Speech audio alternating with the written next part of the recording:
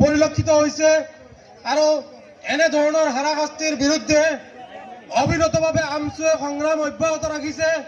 ইতিমধ্যে আপোনালোক সকলোৱে জানে যে উচ্ছেদৰ নামত অসাংবিধানিক পদ্ধতিৰে ধৰ্মীয় সংখ্যালঘু লোকসকল অৰ্থাৎ মুছলমান লোকসকলক যি ধৰণে বিজেপি চৰকাৰখনে হিমন্ত বিশ্ব শৰ্মা নেতৃত্বাধীন চৰকাৰখনে হাৰাশাস্তি কৰি আছে, এই হাৰাশাস্তিৰ বিৰুদ্ধে আৰু বিশেষকৈ এই যে অবৈধভাৱে উচ্ছেদ, এই উচ্ছেদ সাংবিধানিক নিয়মৰ জৰিয়তে উচ্ছেদীয়সকলক সংস্থাপনৰ ব্যৱস্থা কৰি উচ্ছেদ কৰা আৰু এই ধৰ্মীয় সংখ্যালঘু ভূমিৰ লোকসকল যিসকল আছে এই লোকসকলক ভূমি প্ৰদান কৰা, ভূমিৰ লোকসকলক ভূমিপট্টা প্ৰদান কৰা আদি বিভিন্ন দাবীৰে অসমৰ প্ৰতিখন জিলা কমিটিৰ এনেধৰণে জনতাৰ প্ৰতিবাদ কাৰ্যসূচী হাতত লোৱা হৈছে।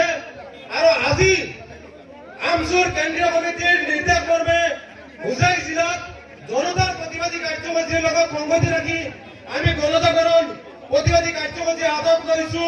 আপোনালোক সকলোৱে জানে যে এনেধৰণৰ অমানৱীয় উচ্ছেদৰ ফলত আমাৰ মা ভনীসকল আজি মুকলি আকাশৰ তলত বসবাস কৰিবলগীয়া হৈ আছে। এনেধৰণৰ জঘন্য অপৰাধ এই চৰকাৰখনে কৰি আছে, যাৰ বিৰুদ্ধে অবিৰতভাৱে আমছুৱে প্ৰতিবাদী কাৰ্যসূচী হাতত লৈছে। আমাৰ এই প্ৰতিবাদ অসমৰ প্ৰতিখন জিলা কমিটিত অব্যাহত থাকিব আৰু এই প্ৰতিবাদৰ অন্তত যদি আমাৰ দাবীসমূহ নামানে, ইতিমধ্যে আমাৰ কেন্দ্ৰীয় কমিটিৰ সন্মানীয় সভাপতি মহোদয়ে উল্লেখ কৰিছে, ঘোষণা কৰিছে যে প্ৰয়োজনত আমি দিছপুৰ চলো কাৰ্যসূচী হাতত ল'ম আৰু দিছপুৰ ঘেৰাও কৰি এই যি নিষ্পীড়িত জাতিৰ লোক যি ধৰণে অন্যায় অত্যাচাৰ ব্যভিচাৰ কৰি আছে, এই ব্যভিচাৰৰ বিৰুদ্ধে বৃহৎ আকাৰে প্ৰতিবাদী কাৰ্যসূচী হাতত লোৱা হ'ব। কিন্তু কোনো কাৰণতে এই চৰকাৰখনৰ এনেধৰণৰ স্বৈৰাচাৰী শাসন ব্যৱস্থা কোনো কাৰণতে আমছুৱে সহ্য নকৰে, অনাগত দিনৰ সহ্য নকৰে। স্পষ্ট কথা, সমান্তৰালভাৱে শেষত আমিও স্পষ্ট কৰিব বিচাৰিছো হোজাই জিলা আমছুৱে যে এই লোকসকলৰ এই ধৰণৰ অন্যায়ৰ বিৰুদ্ধে প্ৰতিবাদী কাৰ্যসূচীত প্ৰয়োজন সাপেক্ষে আমি পুলিচৰ গুলিৰ মুখত পাতি লোৱাৰ বাবে আমি প্ৰস্তুত আছো।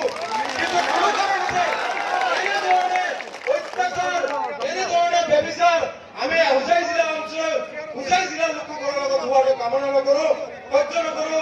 গতিকে আজিৰ এই প্ৰতিবাদী গণজাগৰণ সভা ইতিমধ্যে শুভাৰম্ভ হৈছে বুলি ঘোষণা কৰিছো।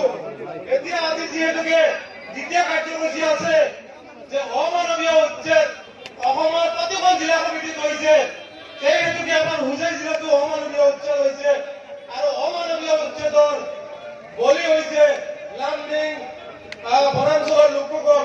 সেই লামডিং বনাঞ্চলৰ এজন উচ্ছেদিতক মঞ্চত আহিবলৈ অনুৰোধ জনাইছো আৰু সেইজন হল নুৰুল ডাঙৰীয়া। তেখেতক মঞ্চত আহি কি ধৰণে অমানৱীয় উচ্ছেদৰ সন্মুখীন হৈছে সেই বিষয়ে চমুকৈ বৰ্ণনা কৰিবলৈ আমি হোজাই জিলা অঞ্চলৰ ফালৰ পৰা আহ্বান জনাইছো।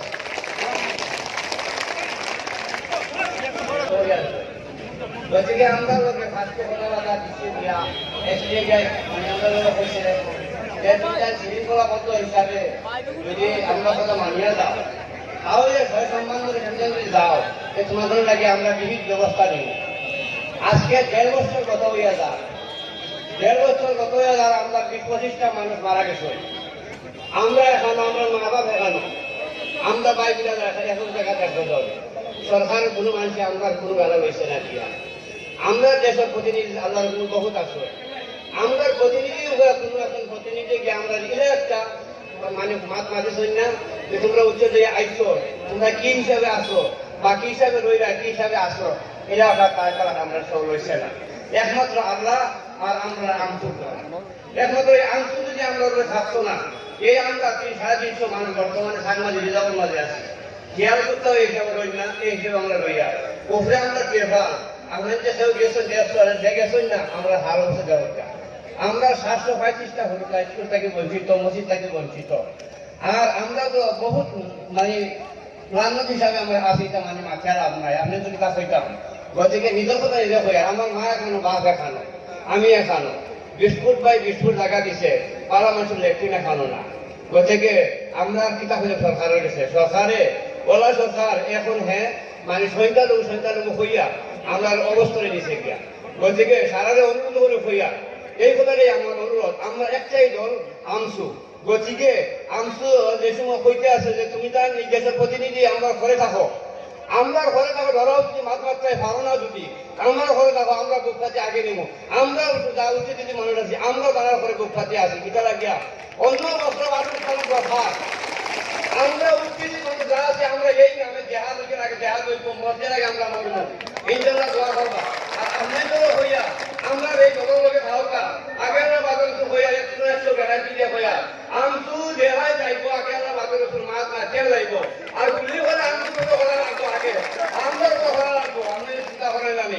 আজকে যে হই আমরা অন্য বস্ত্র বাসস্থান রাখিয়া সারাও ফেরেছানি, গতিকে সেও তো লইয়া আমরা সারা শান্তি রাখে। আমরা এই যে মানুষের অবস্থা দেখলে আপনার চোখের পানি দরকার, গতিকে